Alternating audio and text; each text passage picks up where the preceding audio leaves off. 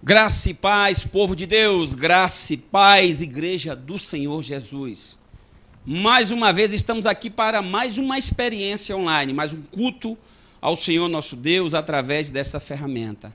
E eu sei que Deus ele tem uma palavra poderosa para a sua vida. Uma palavra transformadora, uma palavra salvadora, uma palavra que vai edificar grandemente a sua vida hoje.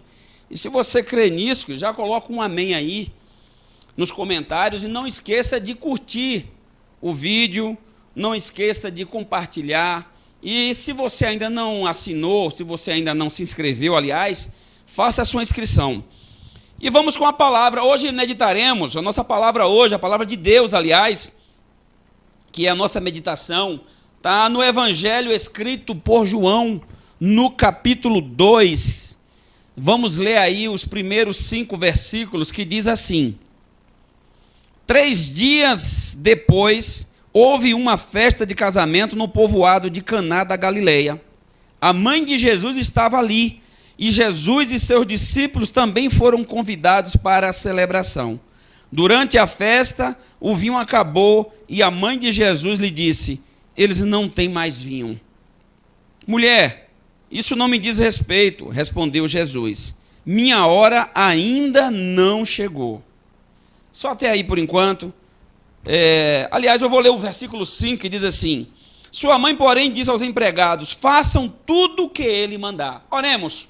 Santo, amado, soberano Deus, Deus criador de todas as coisas, nós bendizemos o teu santo nome, Senhor Deus. Nós te louvamos, Pai. Senhor, como sempre te peço, nos abençoa, Pai, nesse momento.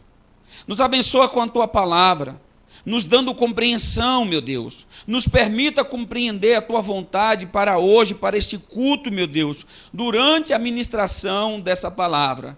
Meu Deus, que haja salvação, que esta noite seja feita uma noite de salvação, Senhor. Uma noite de cura, uma noite de restauração, meu Pai, para a glória do teu nome. Amém. Amados, eu preguei essa mensagem, aliás, eu preguei nesse texto há exatamente há quase 1 ano e 6 meses, no dia 20 de fevereiro do ano passado, eu preguei na igreja nesse mesmo texto, capítulo, livro e capítulo. E hoje, novamente, o Senhor nos leva a uma reflexão nessa passagem, e eu creio na palavra de Deus, eu creio na sua ação transformadora, salvadora, e eu creio nos propósitos do Senhor. Eu sei que os planos dele são maiores do que o nosso. Eu sei que a sua vontade, ela é boa, ela é perfeita, ela é agradável, e por isso eu tenho certeza que essa mensagem hoje, ela veio ela tem um propósito, ela tem um alvo. É o meu coração, é o seu coração. Nós precisamos ouvir o que vai ser ministrado hoje. Querido, o casamento dos judeus, só a título de informação, ele acontecia em 2 etapas. Primeiro, as famílias dos noivos, eles faziam um acordo, aliás, as famílias faziam um acordo formal, e nesse acordo, eles deixavam bem claros as intenções ali dos nubentes, ali, dos noivos. E quando eles firmavam esse acordo ali entre as famílias, o casal de noivos eles já eram considerados marido e mulher. Agora, depois de 1 ano, o noivo ele voltava para as bodas, né, do casamento, para a festa, ele ia com seus amigos e ele tinha ali um período de festa de 7 dias, e depois ele levava a noiva para a sua nova morada, para o seu novo lar, para a sua nova casa. E nesse casamento, especificamente, é onde começa o ministério, é onde acontece ali o milagre, o primeiro milagre do Senhor Jesus é realizado num casamento. Interessante, a gente precisa ressaltar isso aqui, dar ênfase a essa informação, de que naquele casamento Maria estava presente, e que Jesus e seus discípulos também foram convidados. Então ali tinha um convidado muito, mas muito especial. A pessoa mais importante naquele casamento era Jesus. E a presença dele ali vai fazer toda a diferença. A presença de Jesus naquele casamento é quem vai salvar os noivos de uma grande decepção, de uma situação muito vexatória. Eu creio que Jesus ele tem que fazer parte de todas as áreas de nossas vidas. Eu creio que Jesus ele tem que estar presente em todos os aspectos da nossa vida. E que no nosso casamento, especialmente, ele deve fazer parte. Porque a gente evita muito dissabor, muita tristeza. A gente evita muitos problemas quando o convidado do nosso casamento, quando a pessoa de Jesus ela se faz presente na nossa vida conjugal. Agora, é preciso entender uma coisa, e eu creio que o Senhor já está falando com pessoas que estão assistindo esse culto, que estão participando desse culto. A gente acha assim que, geralmente, nós temos mais problemas do que os outros. A gente pensa que a nossa vida, ela veio com mais situações difíceis do que a vida de outras pessoas. A gente chega a pensar de que a carga, né, de problemas que nós temos é muito maior do que o vizinho, é muito maior do que a pessoa que você está olhando agora. Você precisa entender, querido, que os problemas eles fazem parte da vida humana e que o fato da gente fazer parte do corpo de Cristo, o fato de nós sermos chamados de cristãos, não nos isenta dos problemas. Esse casamento, por exemplo, o pessoal convidou Jesus e seus discípulos, mas a despeito de Jesus estar presente naquele evento, apesar dele fazer parte daquele casamento, teve um problema muito sério naquele casamento. A gente verifica no versículo 3, quando diz assim: durante a festa, o vinho acabou, e a mãe de Jesus lhe disse: eles não têm mais vinho. Queridos, é como eu disse, o fato de nós termos aceitado a Jesus, ou se na verdade o Senhor aqui nos escolheu, isso não quer dizer que ele vai livrar nossas vidas dos problemas. Pelo contrário, ele vai até permitir a gente estar envolvido em situações, mas ele vai nos livrar no problema e não do problema. Amados irmãos, o vinho, no contexto de casamento, era uma das coisas mais importantes, era o vinho. O vinho não podia faltar. O vinho simbolizava a alegria. O vinho, quando as pessoas tomavam, elas ficavam alegres, e elas celebravam, elas festejavam. Então, era necessário a presença, era necessário que tivesse vinho no casamento.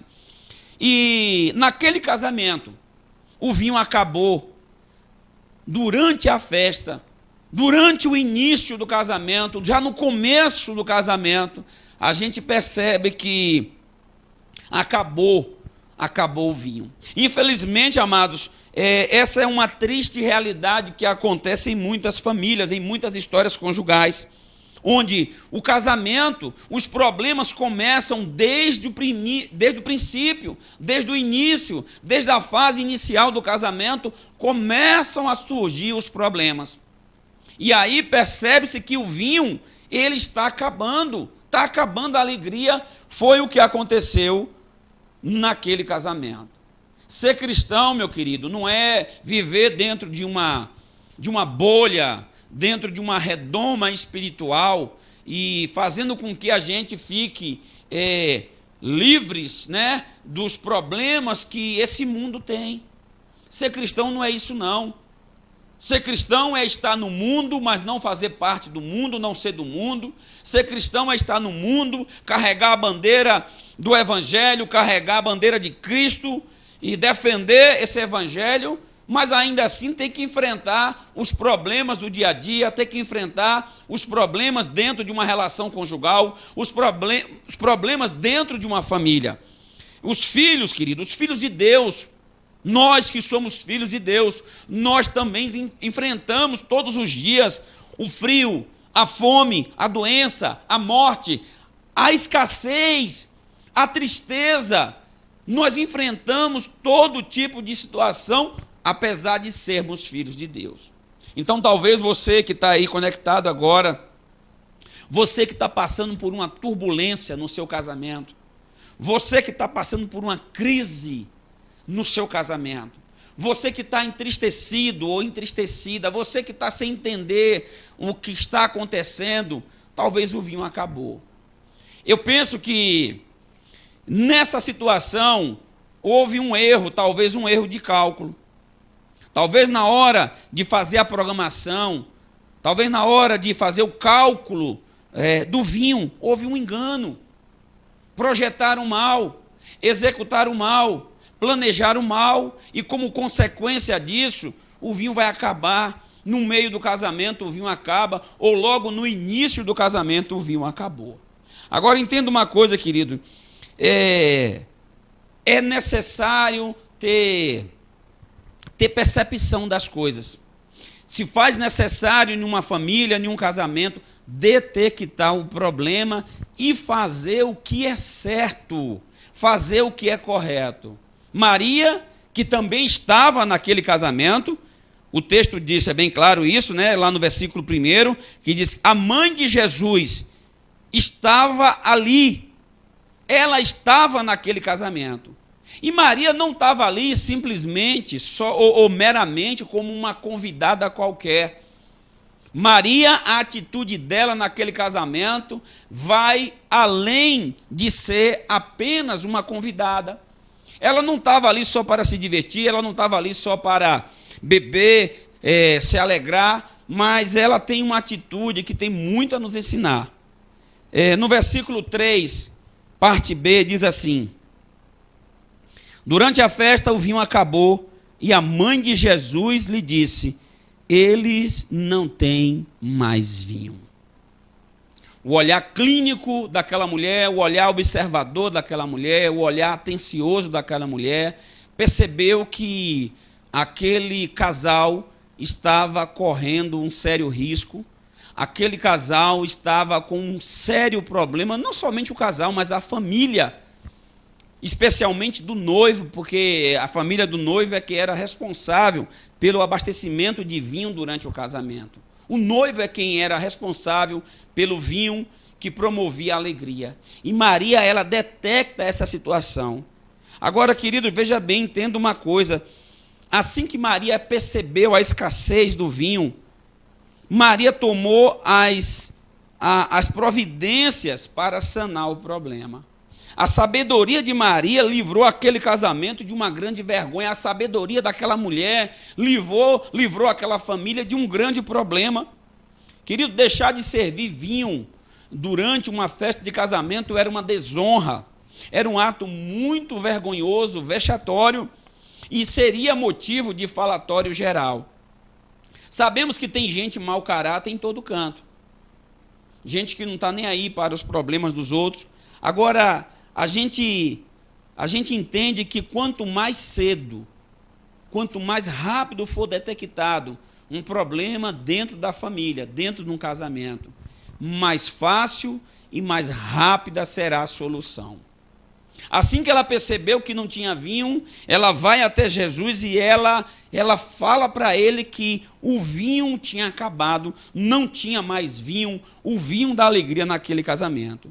Agora, se ela não toma essa providência rápido, o que ia acontecer se ela não procura Jesus logo para resolver o problema, querido? O que ia acontecer é que o tempo ia passar e ia chegar um momento que ia ser notório a falta de vinho. Os convidados, as pessoas que faziam parte daquele evento, elas iriam perceber que tinha ali um problema, e o problema era a falta de vinho naquele casamento. O problema é que as pessoas, muitas vezes, elas camuflam os seus problemas, elas vão empurrando a situação, como dizem aí as pessoas, né? O dito popular, vão empurrando com a barriga, vão deixando para depois, vão deixando para amanhã, e vai adiando a busca da solução do problema, o tempo passa e às vezes é tarde demais para resolver a situação. Agora, essa mulher aí, a mãe de Jesus, ela tem muito a nos ensinar, querido.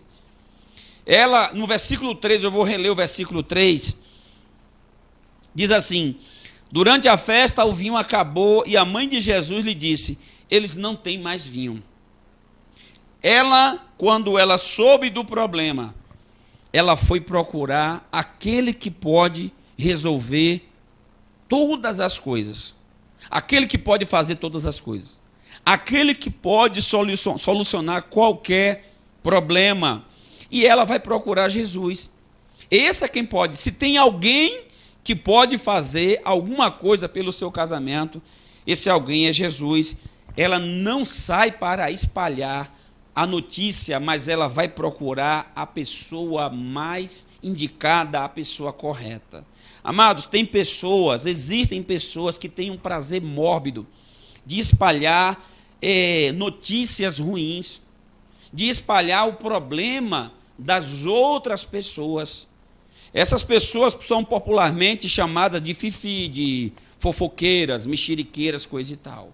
Maria não era essa pessoa.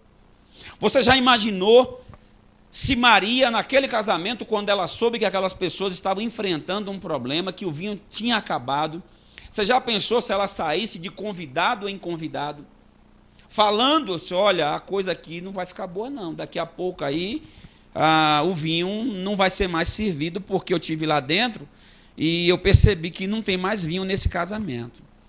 Você já pensou a dimensão que esse problema tomaria se Maria, a mãe de Jesus, ela tivesse um caráter defeituoso, se ela fosse uma pessoa que falasse pelos cotovelos? Mas ela vai procurar Jesus para falar do problema. Querido, ela tão logo soube da situação, ela levou isso ao conhecimento de Jesus. Ela apresentou a Jesus um problema esperando uma solução. Isso nos ensina, sabe o que, amados? Isso nos ensina a importância da gente selecionar bem as pessoas que vão fazer parte da nossa intimidade, o nosso círculo de amizade, as pessoas que nós vamos convidar para entrar naquele ambiente íntimo, para entrar em nossas vidas. Você já pensou se Maria, a mãe de Jesus, fosse uma mulher, como eu disse, de caráter defeituoso, se ela fosse mau caráter, aquela família estava em maus lençóis. Existem pessoas que entram na vida de outras pessoas somente para causar discórdia, aborrecimento, confusão, briga, dissensão e outras coisas mais. Ainda bem que Maria, naquele casamento, que a mãe de Jesus, a única preocupação do coração dela era resolver, sanar o problema que aquele casal estava enfrentando. Então ela vai procurar Jesus. Só que na hora que ela vai com o seu problema, aliás, que não era dela, mas do casal, quando ela vai apresentar esse problema, no versículo 4, olha só o que diz o texto, versículo 4. Ela apresenta o problema a Jesus e Jesus responde assim: mulher, isso não me diz respeito.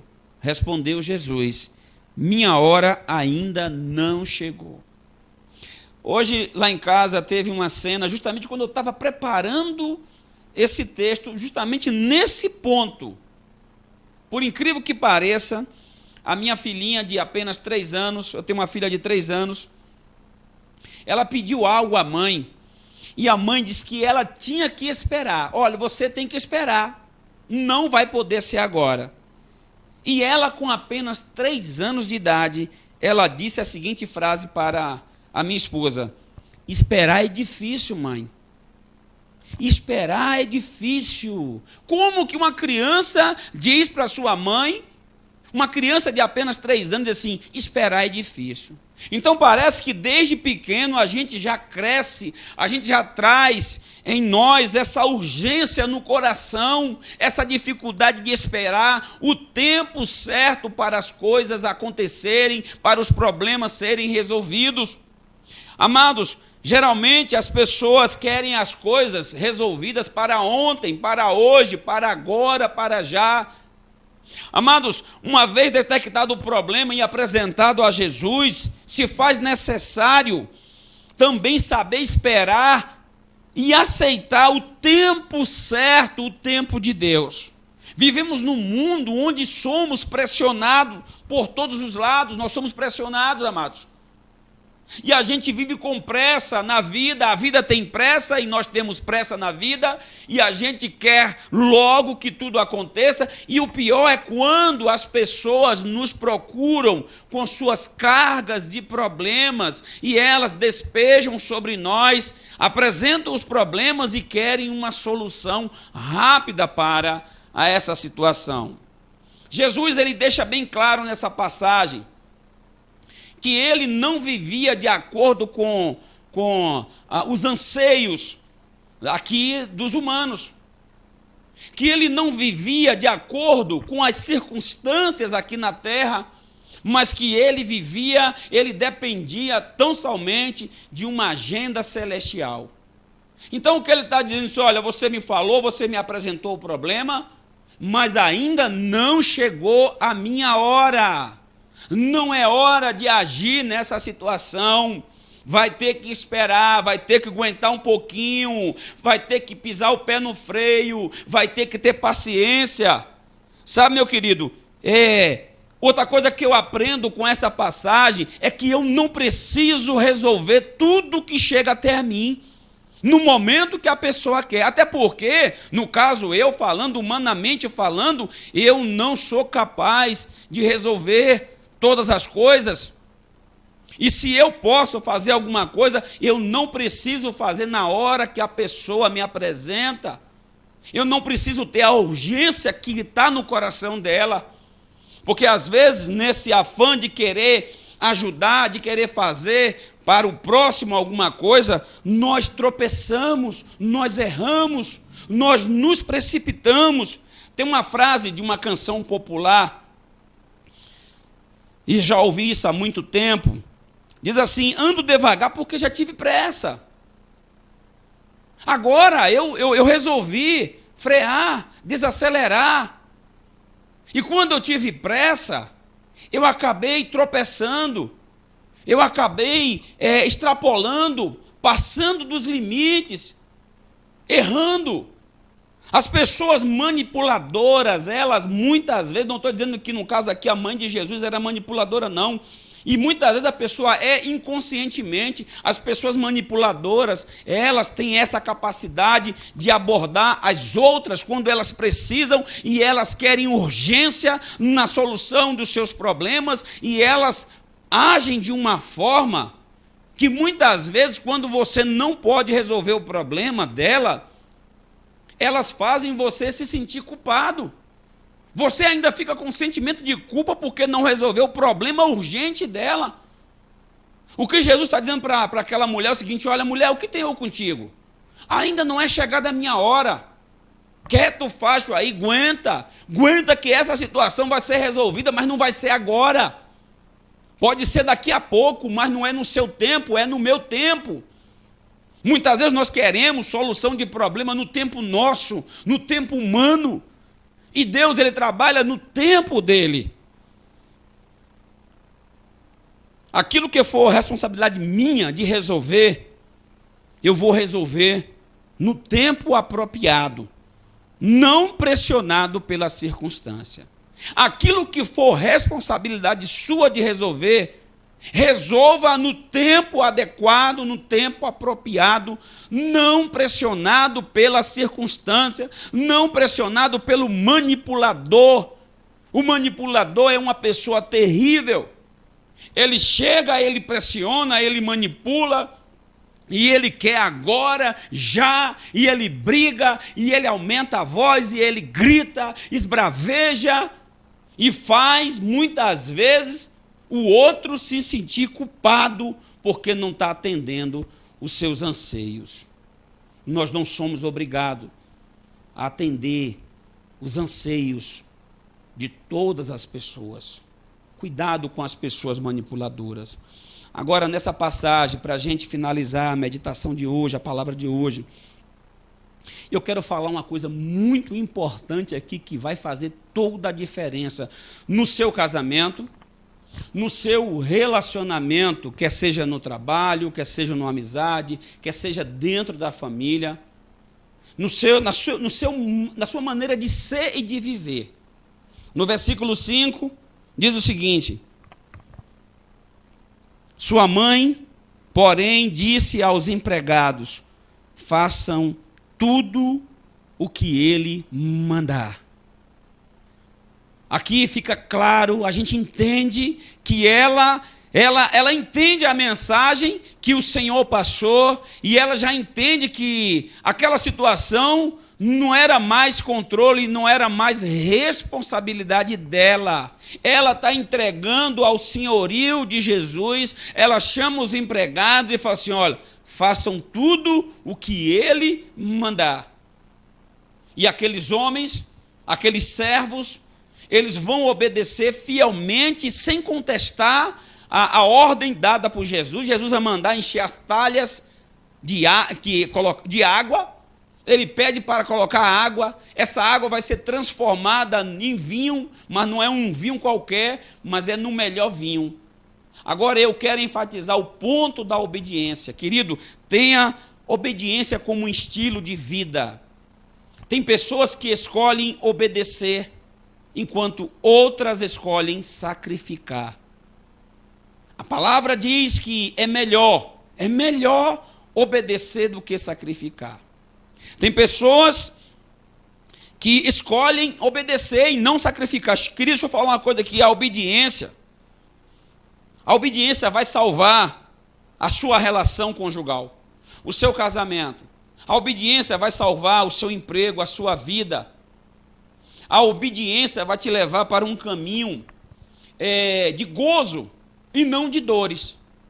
Então, nessa história que nós meditamos, em Caná, acabou o vinho, logo no início do casamento. Pense que tristeza para aquela família se Jesus não fizesse parte daquele casamento, se Jesus não tivesse sido convidado.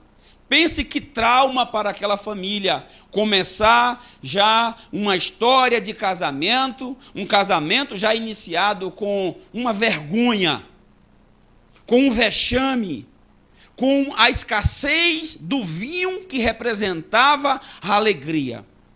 Pense que coisa traumática, pense que problema que iria manchar a família, que ia deixar uma grande lacuna na alma daquelas pessoas, do noivo e da família de uma forma em geral. Eu não sei qual é a tua história, eu não sei o que você tem passado, eu não sei o que você tem vivido. Agora a pergunta é: você já convidou Jesus para entrar nessa situação? E se você convidou, você já entregou nas mãos dele o problema? E você está disposto ou disposta a fazer tudo o que ele mandar? Porque foi através da obediência daqueles servos ali, quando recebeu a ordem, o milagre aconteceu quando eles obedeceram sem questionar, e a água foi transformada em vinho. Que Deus abençoe a sua vida e a sua história. Eu quero orar por você. Santo e amado Deus, muito obrigado, Senhor. Muito obrigado, meu Deus, por mais uma vez falar com a tua igreja dessa forma, através da tua palavra, com esta passagem, Senhor. Eu sei, meu Deus, que vidas foram edificadas essa noite. Eu sei que essa palavra vai salvar relacionamentos conjugais, vai salvar famílias, vai salvar casamentos, meu Deus. Vai salvar vidas, meu Deus, através da tua palavra. Eu sei que o teu Santo Espírito, ele já está agindo na vida de pessoas que estão conectadas a este canal, que estão participando desse culto online. Oh, Senhor, e tudo isso é para a glória do teu nome. Oh, Senhor, restaura essa família, Deus. Restaura esse casamento, meu Deus. Meu Deus, faz um vinho novo, Senhor. Faz o milagre do vinho novo acontecer nessa família, meu Deus. Renova, meu Deus, a alegria. Traz a alegria do Senhor nessa relação. Para a glória do teu nome, que você diga amém. Graça e paz. E até quarta-feira, se assim o Senhor nos permitir. Graça e paz.